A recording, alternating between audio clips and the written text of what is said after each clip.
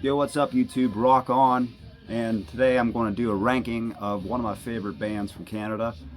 Possibly my second favorite, well, maybe third favorite band from Canada. And I'm talking about the band Honeymoon Suite.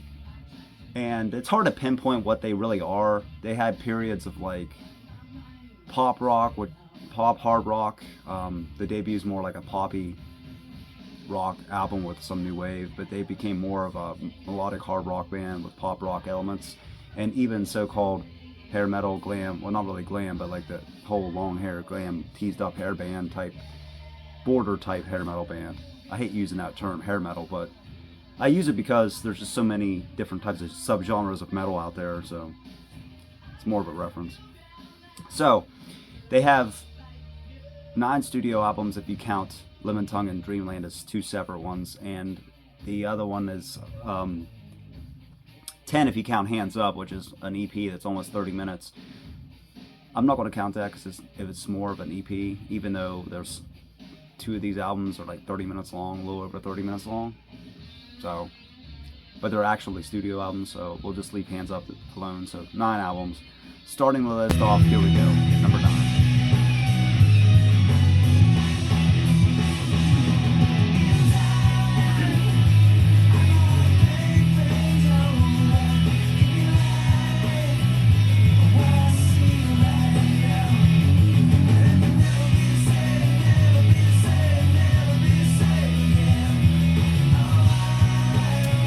Starting off the list, we have 2001's Lemon Tongue, and this is more of like a alternative 90s, early 2000s, like alternative modern rock type album. It's okay, it's not terrible, but it's definitely not the Honeymoon Suites that we know, and that a lot of fans put this last. And for the most part, it's been Derry Grehan and Johnny D is the 2 main guys in the Honeymoon Suite, but Dave Betts on drums, Gary Lalonde on bass have been with them for most of the albums except this period here. And their founding member, Ray Coburn, with the keyboardist, would come and go, and the current keyboardist started around this time, Pete Nunn, but Ray Coburn would pop in and out every once in a while. So for the most part, the band is still consisted of the band that played on the first few albums that they're known for. You know, Dave Betts on drums, Gary Lalonde on bass, Johnny D on vocals, Derry Grehan on guitars, and the Pete Nunn now on keyboards. But for the most part, that's been the band. And if there's any difference, I'll try to remember to talk about it. But this album, as you heard from the sample, what you can tell is like 90s, early 2000s modern rock. It lacks the Honeymoon Suite type of flair. But I mean, it's not a bad song or album. Lagavulin, which is about the Scottish whiskey, I believe it's a whiskey. It's a good song. Undone, title track's alright, but it's definitely missing something, so it's number 9. Next up at number 8.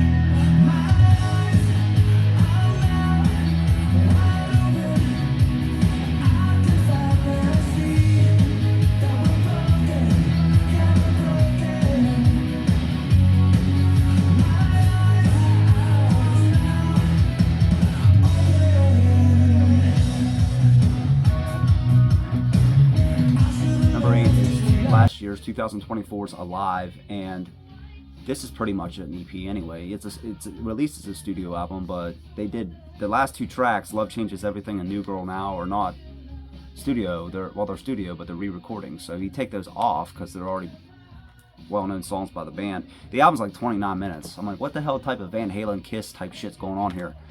I mean, I don't mind short albums, but I kind of like 40 minutes, around 40 minutes, not 30 minutes. But yeah, it's a good album. It's produced by Mike Krampus, and he also produced the newest album that just came out, which I'll get to in a second. And yeah, the title track Alive, which might be one of the, if not the best song on the album. It was filmed, the video, at Niagara Falls. Let's see what else is on here. Love Comes, Broken, what you just heard. And maybe I would say check out Afraid to Fall. Those are, but they're all like 3 minutes or under. It's ridiculous. So that's Alive. So, next up.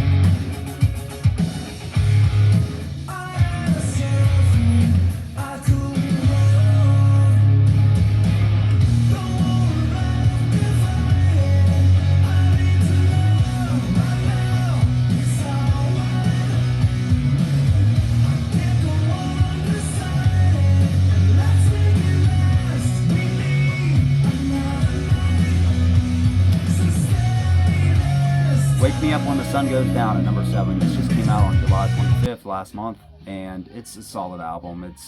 At first I didn't like it as much, but it's growing on me a little bit more. It could be a spot higher, but I'll get to that in a second. The single release was I Fly, and then Stay This Time, which you just heard, which is my favorite song off the album.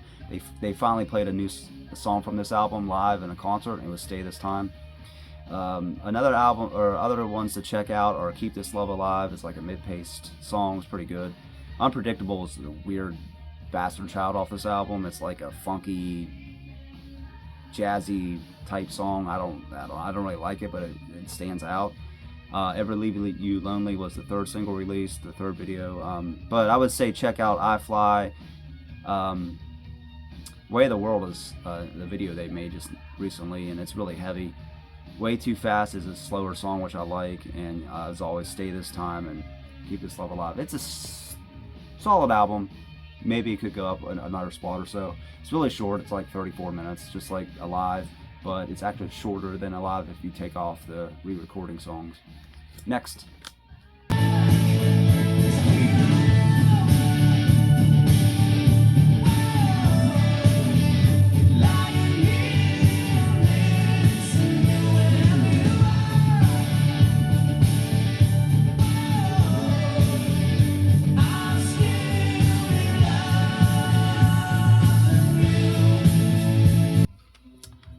Next is the album I don't have, that's sort of Lemon Tongue 2. It came out in 2002. It's the same album, but they changed the artwork, the title, and added 4 new songs and dropped 5, something like that.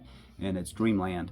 And you just heard Still Loving You, which is kind of a cheat because it was released in 1989 on this compilation, the new song from the singles. And it's a great song. It's one of my favorites. It's like a Def Leppard-esque, like Hysteria type song, in my opinion. And the reason I have it so high at 6 is because of that song, and it's kind of cheating. Like I said, it was never on the studio record, but they put it on this one. So another reason I have it above Lemon Tongue is because the songs they added were a lot better than a lot of the songs on Lemon Tongue. Like the title track's really good. Even Now, the ballad at the end, it's a good album. It's a good song. Yeah, and then the rest are just the ones from Lemon Tongue, but I think there's 1 or 2 extra songs, but yeah. But it's 6 because of Still Loving You. It's a great song. It should have been on an album. I mean, this one, but why put it on 13 years later?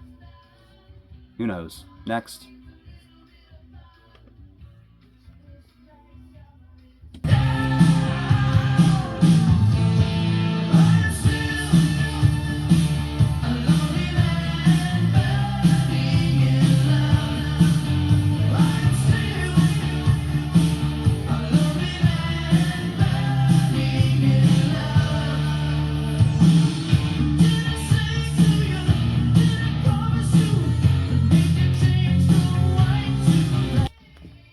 Playing in the background, you hear it. The debut, self-titled, 1984 Honeymoon Suite. A lot of people have this higher, top 2, top 3, maybe even first. A couple people have it first, I think. I like it, but there's just other ones I like more. It contained their first big hit, New Girl Now, that people know. Burning in Love, which you just heard, filmed, I believe, at Niagara Falls as well. Wave Babies playing in the background. This is the one I say they're kind of like new wave. It's sort of like a Duran Duran type song. Stay in the Light, a great song too. Hearts on Fire is pretty good. So the second side's not as good. I think that's another reason I put it down at 5th. But it starts out with Burning in Love, or New Girl Now, Burning in Love, Wave Babies, and Stay in the Light. That might be their 4 best starting songs, but the second half kind of dragged it a little bit.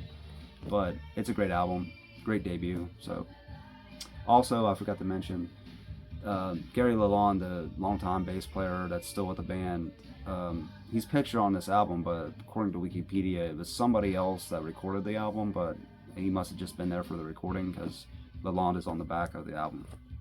Next.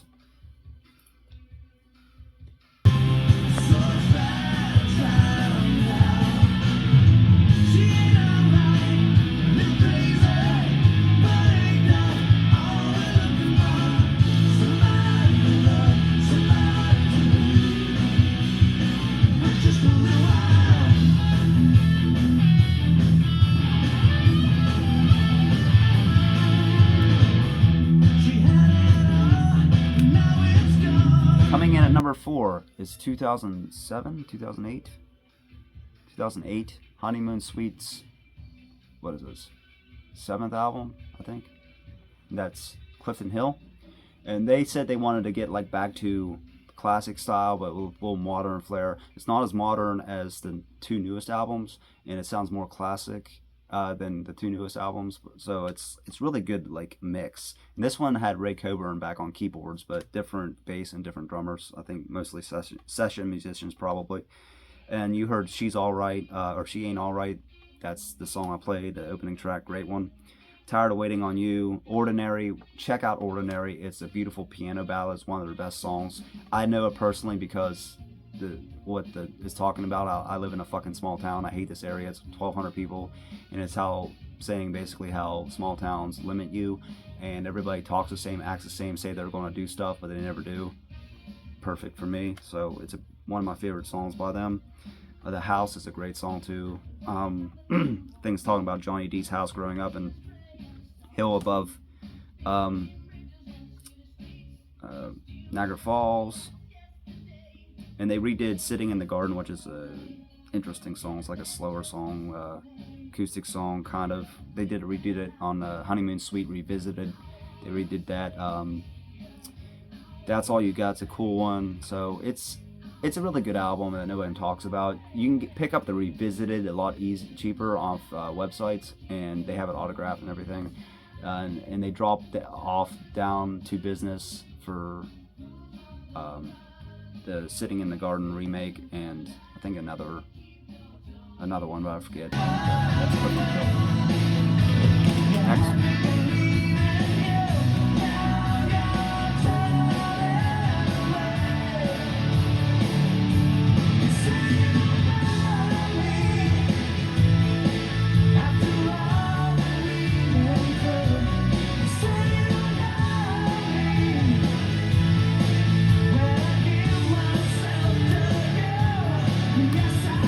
Number 3, coming in top 3, Monsters Under the Bed, and their most popular song off the album was the video they made. I just played Say You Don't Know Me, and they still play this in concert today, which is the only song they really play off this album. That's it, just that one.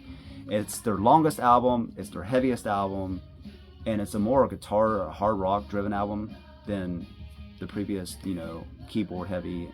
It's still keyboards, but I mean, Derry really is focused on this album more than anything. And Ray Coburn is on this album too. So it's Johnny, Ray, Derry, and different drummer, different bass player. And Bring On the Light is a good one. It's about the Oka crisis in Quebec, where the natives had to stand off against the government. The Road, which is a beautiful ballad, talking about how the past is overgrown and how we can go back and everything. They made a video for that. Good one. How Long is another song about Niagara Falls. Looking for a Miracle in You, that's a cool one. Just Want to Get Next to You, kind of like a bluesy, funky song. I Stand Alone, kind of a slower ballad song. All I Wanted, the closing track. It's kind of like a hard rock, like a Bon Jovi-esque rock song. There's not a bad song on this record. They're all great. And I'm trying to find the vinyl. The vinyl's hard to find. It's rare and expensive. You just don't see it. And it's really like I talked about the underrated video I did recently. I talked about this. A little bit. It was playing in the background. The debut's playing in the background now. So check out Monsters Under the Bed if you haven't. I think Rock Candy reissued it on CD, and there's never been a reissue on vinyl. So one of these days I'll get it on vinyl. Next up.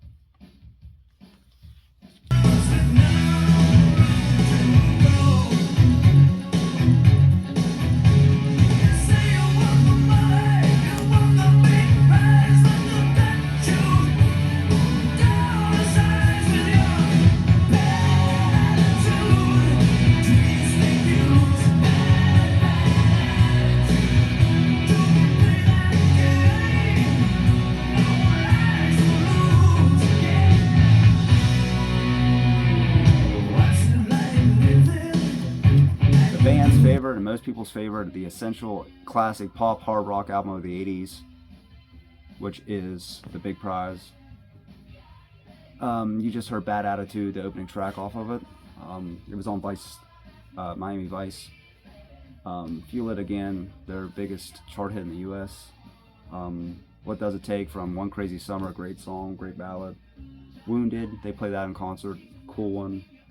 All Along You Knew is an interesting song that has Ian Anderson from Jethro Tull, of all people, on playing the flute. You can hear it in the background. Once the Feeling, cool song. The only downside to this album, I would say, would be Take My Hand. It's not a bad song, but it's definitely the weakest, and they put it at the end. Usually ballads at the end of the albums don't work out too well, and yeah, I just don't know why they did that. But it's a classic 80s pop rock album, and that's number 2, The Big Prize. Next up.